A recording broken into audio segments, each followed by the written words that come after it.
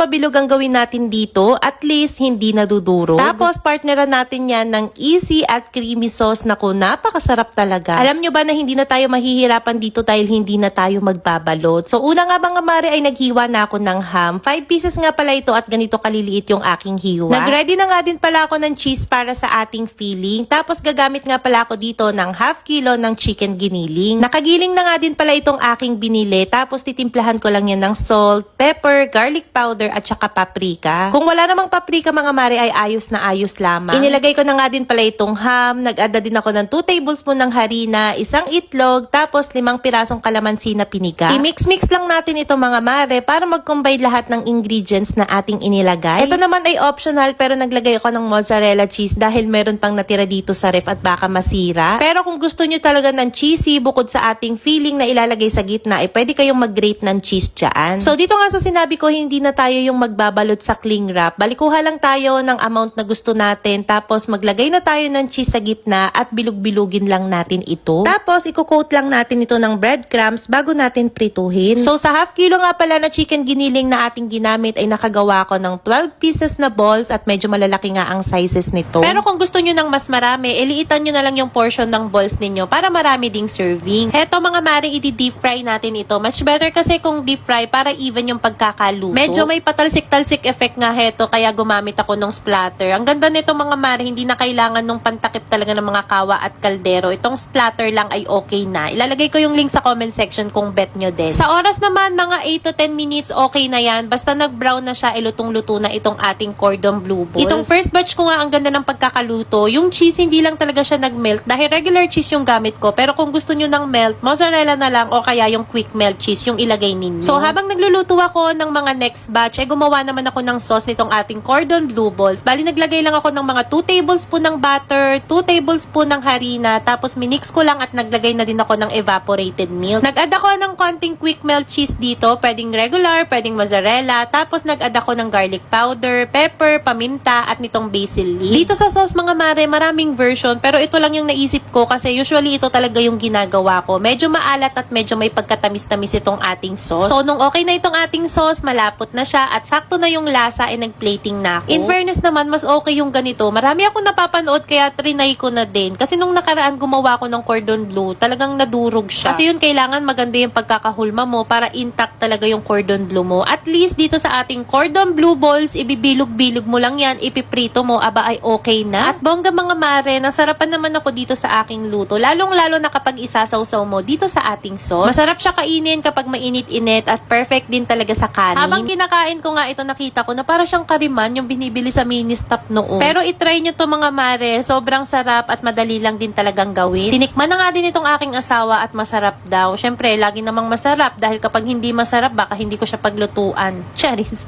So, ayun lang muna mga mare for today's video. Itry nyo na din itong ating cordon bleu ball. Mas okay pala na pabilog ang gawin natin. Nga sa burger steak yung kapatid ko kaya ipinagluto ko na lang siya. Kaya for today's video nga i-share ko sa inyo paano ako magluto ng creamy at masarap na burger steak. Sheesh! Ngayong araw habang nakaupo ako dito nag-e-edit, bigla nga akong tinawag ng kapatid ko.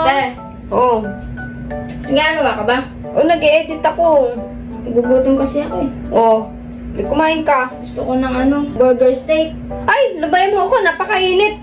Dami-dami ko pang ginagawa. Nagke-crave nga daw siya sa burger steak. Kaya lang madami nga akong ginagawa. Tinatamad rin akong lumabas. Pero dahil mabait tayong ate, ay ipagluluto ko na nga lang siya ng kinikrave niya. Kaya dali-dali na nga akong bumaba dito sa kusina. At dumiretso na nga ako dito sa ref. At kinuha ko na nga itong ulam burger. Ito na nga lang yung gagamitin kong patis para mabilis. May nakita nga rin akong Yakult dito sa may freezer. Kaya ayan kinuha ko na. Ako lang ba o kayo rin yung hirap na hirap buksan itong Yakult? Tapos isang inuman lang naman yung laman. Ay talaga namang nakakabitin. After ko nga mainom yung Yakult, ayan pinainit ko na nga dito yung aking pan. At ipipirito na nga natin itong ulam burger. At yung gagawin ko nga palang burger steak ay hindi basta-basta. Dahil gagawin ko nga itong mas masarap. At minabuti ko na nga lang magluto dito sa bahay. Para nga makatipid ako at higit sa lahat, mas marami pa nga yung makakakain. Kahit 3 lang naman kami dito sa bahay. Tulad nga ng sinabi ko kanina, ay mas pasasarapin nga natin itong aking burger steak. Kaya kinuha ko na nga yung all-purpose cream cream. At syempre, hindi to makukumpleto kapag walang mushroom. Saktong prito nga lang pala yung ginawa ko dito sa mga patties. Medyo marami-rami nga pala itong piprituhin ko dahil 2 pack nga yung gagamitin ko dito. Itong ganitong patties ay masarap nga din itong gawing burger steak. Naalala ko nga nung nag-aaral pa ako. Ito nga yung paborito kong inuulam sa school. Yung ipiprito lang tapos isasawsaw mo siya sa ketchup. Ay grabe, sobrang dami ko nang makakain nun. At dito nga sa pinagpirituhan natin ng mga patties, ay dito na rin tayo gagawa ng creamy sauce. Bali, binawasan ko nga lang yan ng mantika at naglagay nga ako ng margarine. At nung matunaw na nga yung margarine, ay naglagay na nga ako dyan ng 3 kutsarang all-purpose flour. Kung wala naman kayo nun, pwede naman harina. Hinalo-halo ko nga lang pagkatapos paunti-unti ko nga itong nilalagyan ng tubig. Patuloy ko nga din itong hinahalo hanggang sa makuha ko nga yung ganyang consistency. Tapos ilalagay ko na nga dyan yung 1 latang mushroom. Dinamihan ko nga talaga itong mushroom dahil paborito nga yan ng kapatid ko. Tapos titimplahan ko na nga ito ng pamintang durog at beef cubes. Syempre, hindi ko nga makakalimutan dyan ilagay yung sarili ko para yummy.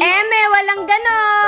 Hinalo-halo ko nga lang yan hanggang sa kumulay na yung toyo. Pakukuluin ko nga lang ito bago ko ilagay yung magpapasarap lalo dito. Ito nga yung all-purpose cream para lalong maging creamy itong ginagawa nating sauce. Grabe mga ate, kung maaamoy nyo lang yan, sobrang bango talaga. Itong sauce pa nga lang ay talaga namang ulam na. At syempre, titikman nga muna natin iyan para nga malaman natin kung sakto na o kulang pa ba yung binibigay nating pagmamahal.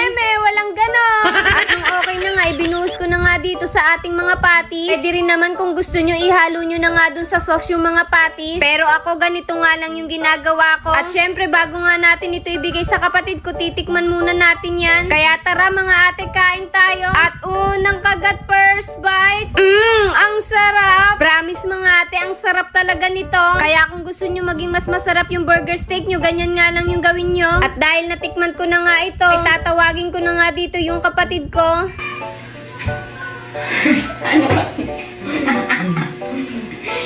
One, two, three. Wow! Ito yung peso. Burger steak. Ano yan? Unlimited do. Ewan ko lang kung mag-trade ka pa ulit sa burger steak niya. Ang dami niyan. Grabe, gulat na gulat nga yung kapatid ko nung nakita nga niya itong niluto ko para sa kanya. At nung matikman niya na nga, ay sarap na sarap nga siya. Kaya ayan, nasubuan pa nga niya ako. At sa sobrang dami nga nito, ewan ko na lang kung mag-crave pa ulit siya sa burger steak. Napakuha pa nga kami dito ng kanin. At craving satisfied na naman nga daw siya. At kung napanood nyo nga itong video namin, paki-comment naman kung taga saan kayo. At ayun lang, bye-bye! Nagke-crave nga sa burger steak yung kapatid